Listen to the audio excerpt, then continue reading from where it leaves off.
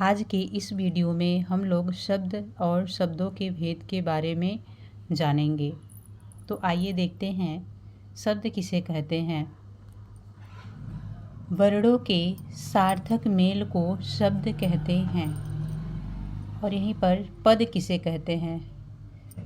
जब शब्द का प्रयोग वाक्य में होता है तो उसे पद कहते हैं। जैसे स धन ड़ धन क के मेल से सड़क बना है। तो ये जो सड़क है ये क्या है, ये सड़क एक शब्द है। क्या है? शब्द है।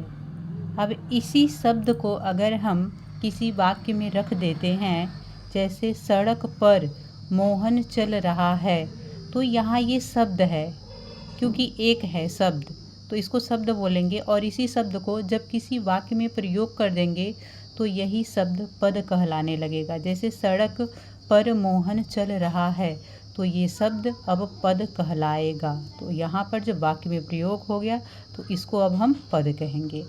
तो आपको समझ में आ गया होगा कि शब्द और पद में क्या अंतर है। अब हम देखते हैं शब्दों के भेद।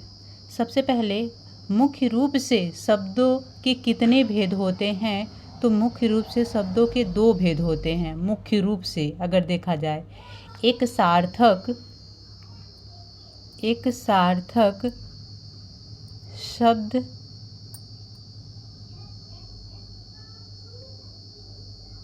और दूसरा निरर्थक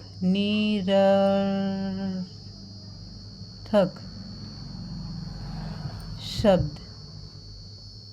निरर्थक शब्द दो होते हैं। तो सार्थक शब्द के भेद को हम लोग देखते हैं आगे। सार्थक शब्द, तो सार्थक शब्दों के भेद कितने हैं और किन आधारों पे किए जाते हैं, ये हम लोग देखेंगे। तो रचना के आधार पर, उत्पत्ति के आधार पर, अर्थ के आधार पर, प्रयोग एवं रूप परिवर्तन के आधार पर कुल सार्थक शब्दों का भेद 4 आधारों पर किया जाता है। कौन कौन? रचना के आधार पर, उत्पत्ति के आधार पर, अर्थ के आधार पर और प्रयोग के आधार पर। अब आइए देखते हैं रचना के आधार पर कुल कितने भेद हैं। तो रचना के आधार पर शब्द के कुल 3 भेद हैं। कौन कौन? रूढ़ शब्द, यौगिक शब्द और योग रूढ़ शब्द।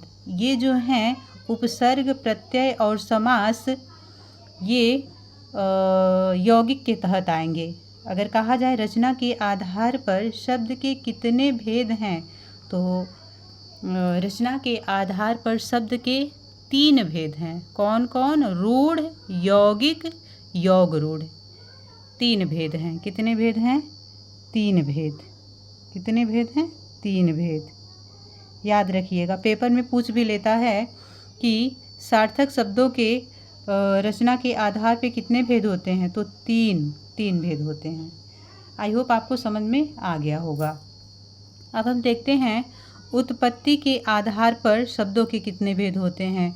तो उत्पत्ति के आधार पर शब्दों के कुल 5 भेद होते हैं। कौन कौन?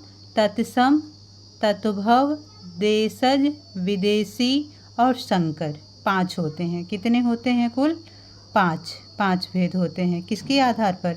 उत्पत्ति एवं स्रोत के आधार पर। उत्पत्ति एवं स्रोत के आधार पर।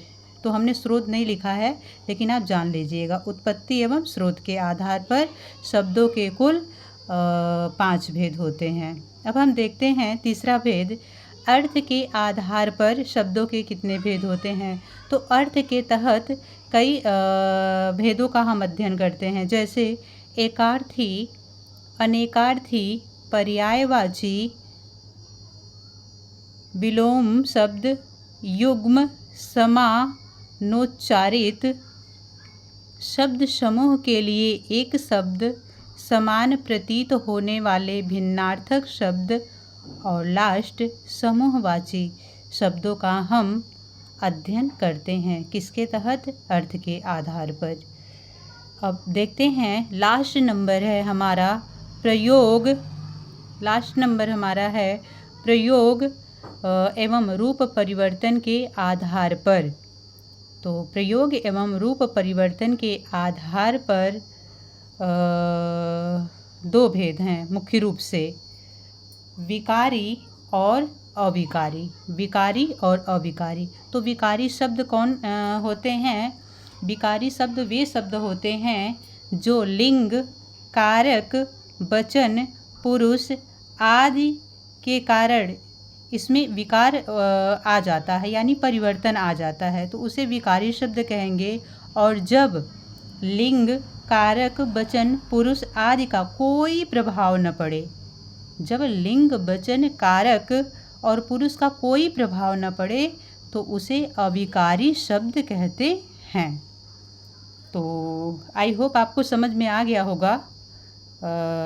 अगर आप स्क्रीनशॉट लेना चाहते हैं तो स्क्रीनशॉट ले सकते हैं।